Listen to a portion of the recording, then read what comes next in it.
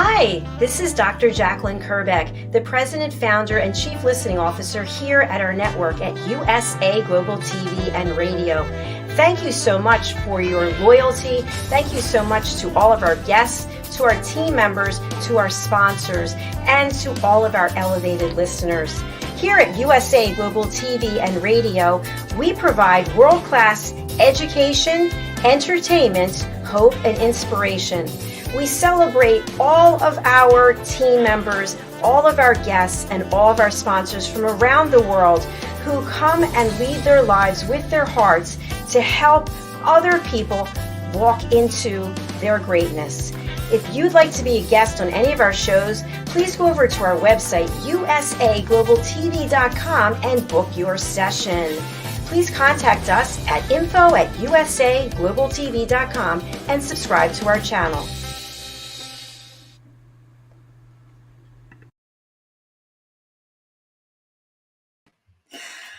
Hello, USA Global TV and Radio watchers and listeners. I am so glad to be back. And this is going to be my more permanent time slot for our talking heads together.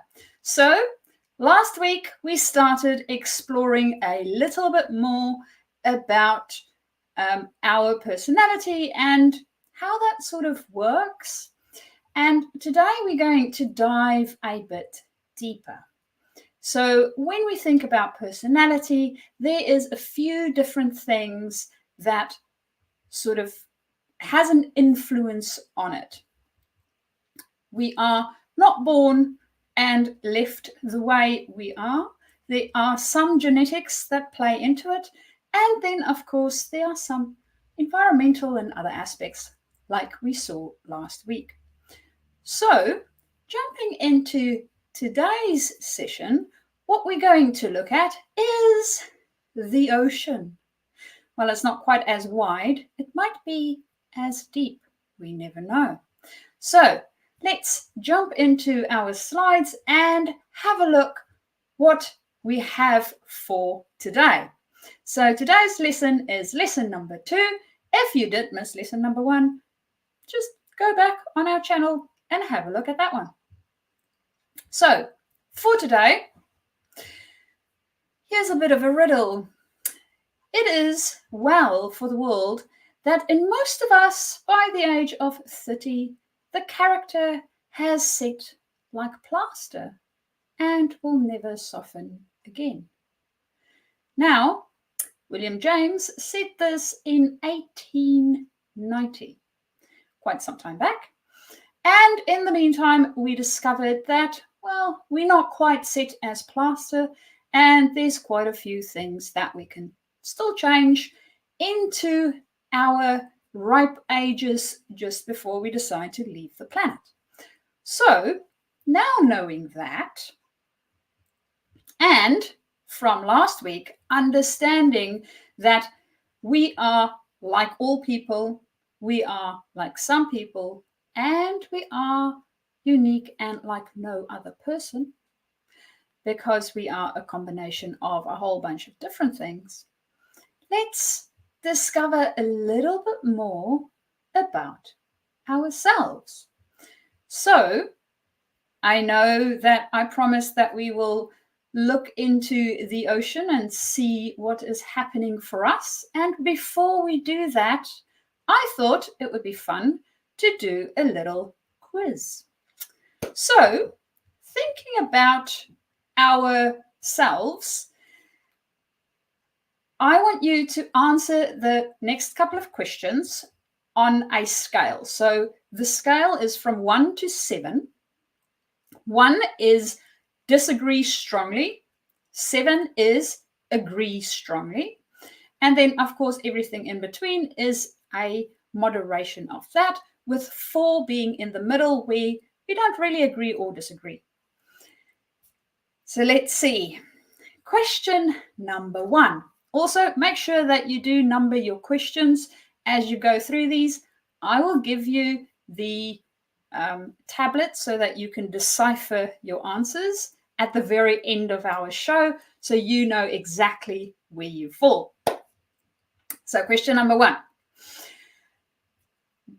I see myself as extroverted, enthusiastic. On the scale of 1 to 7, where do you fall?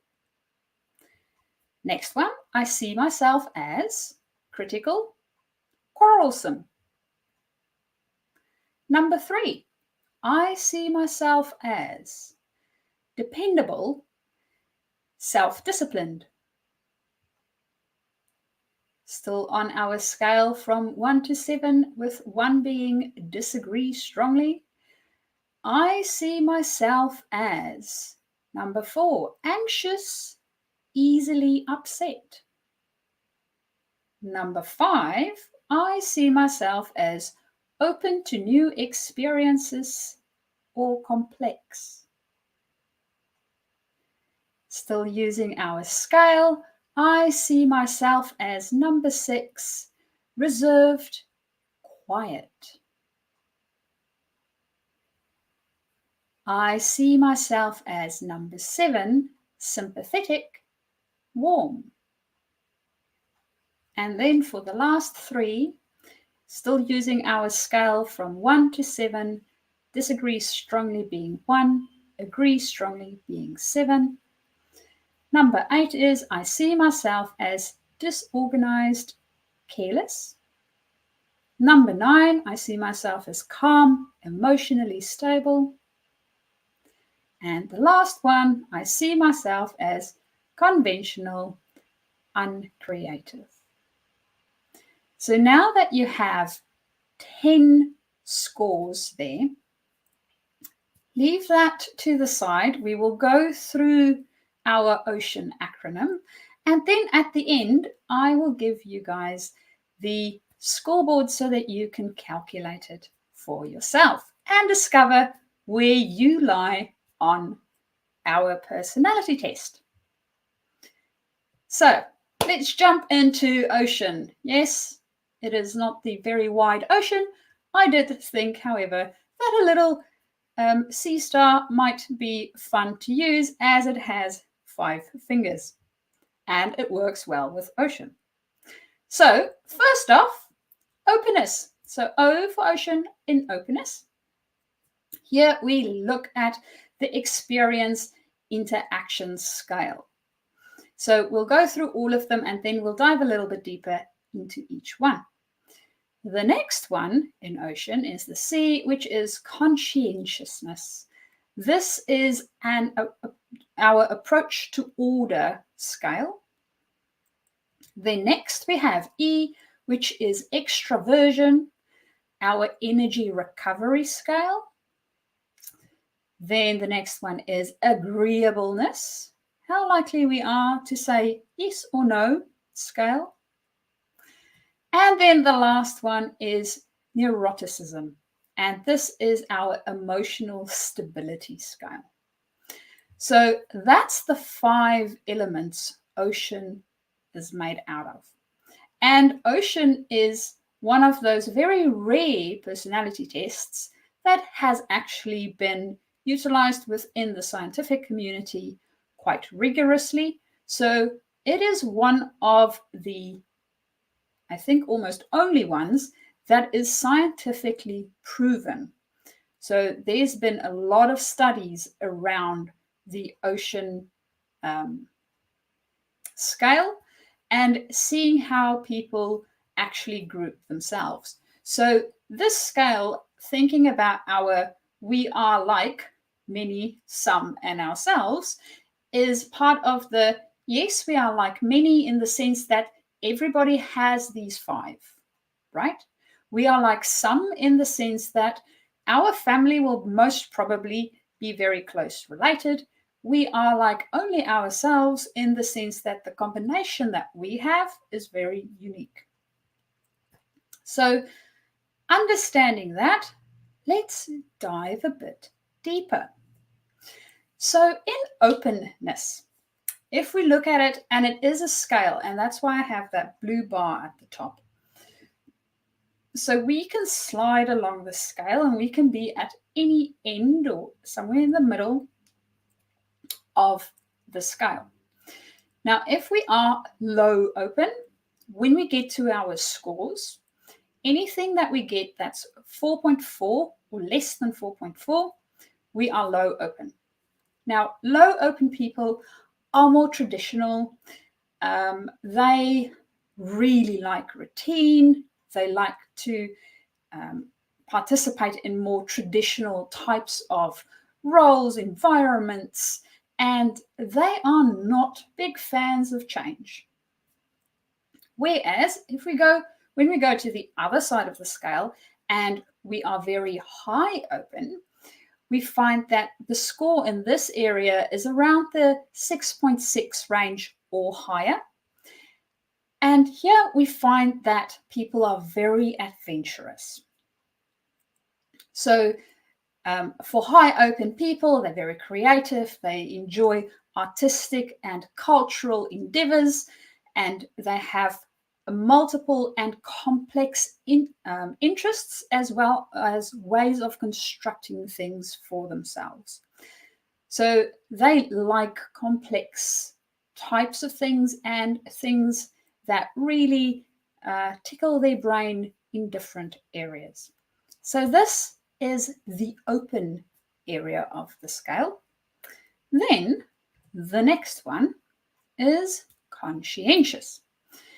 Now, conscientious is, when you think back, the area around our structure or our order sort of scale. So when we are very low on conscientiousness, we have a tendency to be very spontaneous.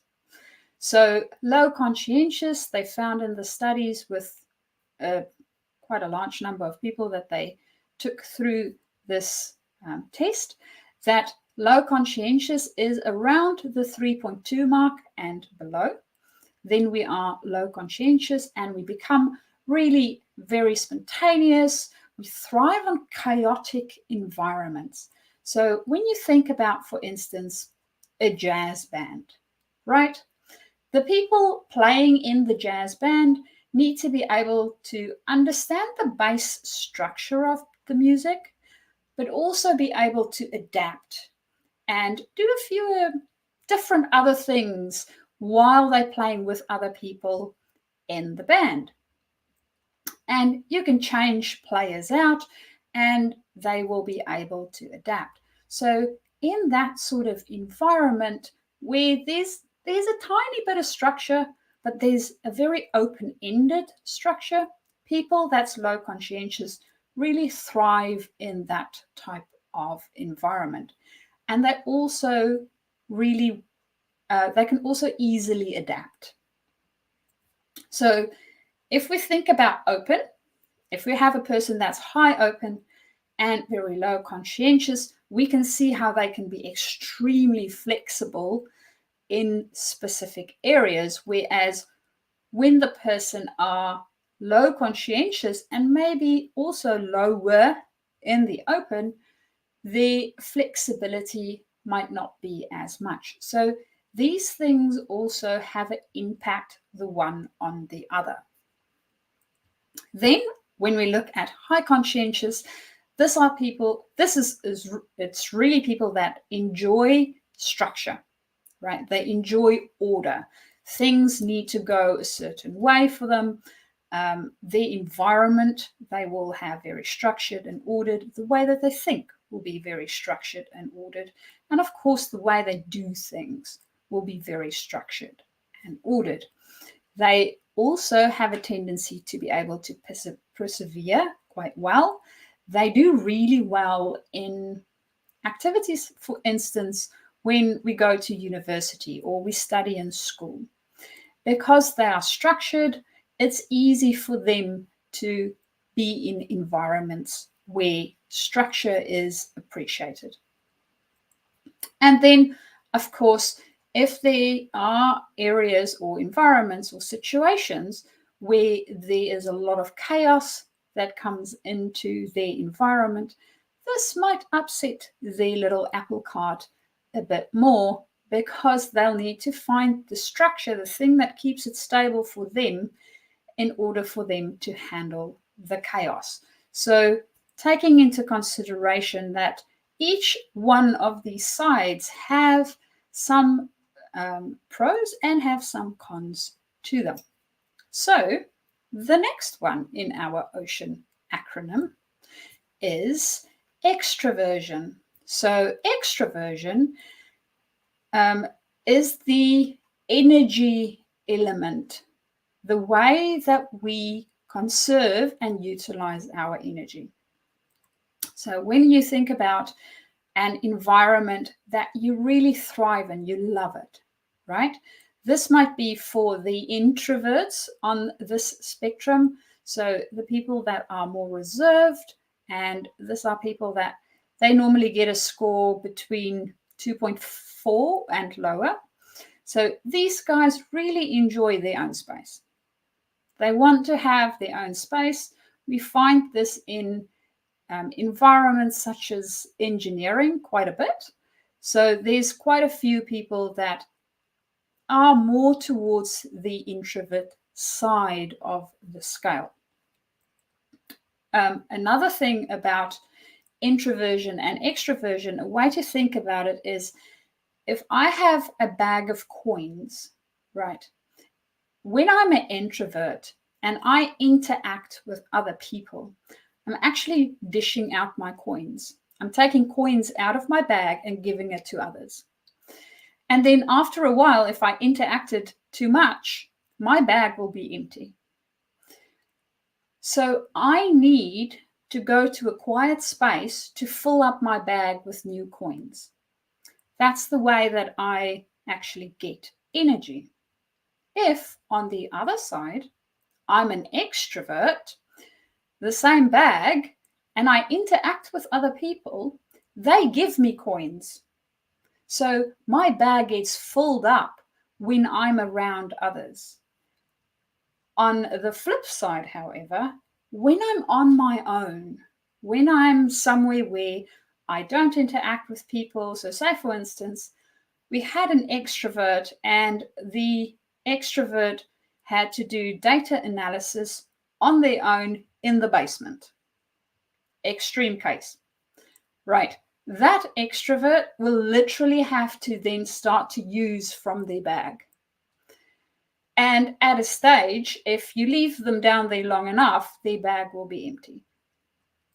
So that's the difference between extroverts and introverts. So extroverts really enjoy groups. They might enjoy very big groups. So also for the extroverts and the introverts, there's a bit of a difference depending on where we are on the scale for the sizes and the amount of people that we can interact with. That actually fills us up. Now, this specific piece also has a little bit of a twist. There's a middle. So for extroversion, the middle is known as ambiversion. So if I'm an ambivert, I do a little bit of both. Now, on the ambivert scale, you will see that it's between about 2.4 and 5.6. So it is a fairly big-ish scale, right? And depending on where I lay on that scale, I might tend to go more toward the introvert side of things or more towards the extrovert side of things. And certain environments and certain groups might give me a lot of energy, and other ones might actually drain a lot of energy. So understanding where it is that we lie within this scale will help us a lot to be more productive in the areas where we work, in the areas where we socialize, at home, right? So understanding that I need to have quiet time, for instance, if I'm an introvert, when I get home, I need to have a space where I can do that. Because if I don't have that space, I'll get more drained when I'm at home. And then I go back to work. And if I don't have that space at work either, I'm going to be exhausted. And the flip side, of course, for the extroverts, if they don't get filled up by being between people, so if they stay on their own at home, so they have a very long night, right? They don't have any interaction with other people. And then they go to work and they need to do data analysis in the basement. The extrovert is most probably going to become a very, very grumpy person. So understanding what it is that we need to fill ourselves up is vital within this space. Then going on to the next one is agreeableness. Now, when we look at agreeableness, we will see that there's this yes-no sort of notion that's playing out. If we are very high on agreeableness, it means that we are most probably friendly, we like to support, and we empathize easily, and we have a tendency to say yes quite easily, right? We might not even think about it first. Somebody will ask you something and you go, yep, that's not a problem. I'll get it done. And then later on, you might go to your calendar or your table and you see, oh, crap, I have so much work. I can actually not get it done. So agreeableness has, again, its advantages and disadvantages. So understanding what we can say yes to and what we cannot say yes to when we are very high on agreeableness is very important. Now, the flip of that, being very low on agreeableness, of course, is the other side of this coin. So looking at our scale, we can always also fall in the middle. So we have a little bit of both. But generally, we have a little bit more to the one side or a little bit more to the other side. And when we are low on agreeableness, these are the people that I think of as our devil's advocates. And yes, they might not always be pleasant to work with, but they are vital to help us in our work environment, in our social environments, in our home environments. Because if we don't have the person that actually critically looks at things and asks those difficult questions, we will never know whether we're going to fall in a big hole or not, or whether we're going to take some risks into consideration. So having a person that is low on agreeableness, we can utilize that strength of theirs really well, but we need to know how to do that, and that it is a strength, right? So for them, they like to be in those critical questions. They enjoy those confrontation moments and heavy debates, and they will most probably, when you ask them to do something or help with something, say no first. And then maybe later on, once they went through their schedule and they saw that it's a possibility for them to help, they'll come back and say, yeah, okay, I can help you with that. So that is where we are on our agreeableness scale. Then the very last one is our neuroticism. Now, on neuroticism, if we are very low on neuroticism, it means that emotionally we are stable. So this is a score of 2.9 or lower. And here, normally, these people are more prone to being free spirits. They're generally more happy-go-lucky. And depending on where we are on the scale, so the further we are on the scale towards the one side where we actually go almost, I won't say off the scale, but to the very end of it, closer to zero, right? We'll find that the people are more happy-go-lucky towards that side than, for instance, at the 2.9 area, or maybe the 3 area. And then they also generally have a very positive outlook on life. On the other hand, for our high neurotic people, they have a tendency to be very vigilant. They worry about everything, right? If we're going to go on a trip, They'll be the people that think about the spare tire that needs to be fixed before we go on the trip because we haven't fixed it yet. They'll think about all the possible things that can go wrong. They will think about the whole trip itinerary. They will think about possible routes and route B, C's, and D's in order for us to get to our destination safely. So they are also a lot more sensitive to negative cues. So one of the things that happen with high neurotic people is that when we interact as human beings, they will think the worst first, right? And they're even more prone than others to do that. And they are very, very sensitive to risk.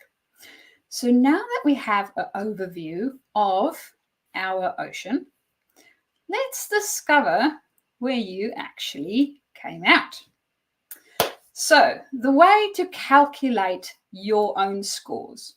Remember, you did your counting from 1 to 10, right? So to determine openness, you take the score for number 5 and then you add 8 minus the score for number 10. Divide that answer by 2. Right, so say for instance, my score for number 5 was 10. 7, sorry, because our scale is from 1 to 7. So if my scale for number 5 was 7, right, and my scale for number 10 was 1. So I'll take 8 minus 1, which is 7, and I add that to the 7 that I have at score number 5. So 7 plus 7 is 14. And 14 divided by 2 gives me 7. Right. So going back to our openness, that would mean that I'm high open. So the next one is conscientiousness. So for conscientiousness, we have the score at number 3 plus we take 8 minus the score at number 8. And then we divide that by 2. For extroversion, we have the score at number 1 plus 8 minus the score at number 6. And then we divide all of that by 2. For agreeableness, we have the score at number 7 plus 8 minus the score at number 2. And then we divide that by 2. And neuroticism, we have the score at number 9 plus 8 minus the score at number 4. And then we divide that by 2. And that will give you your ocean score. Now, if you can't remember exactly whether you are open or high or low in any one of these, you can always go back and watch this video again, seeing as we have it at USA Global TV and Radio, as well as on our YouTube channel. And that brings us to the end of our lesson for today.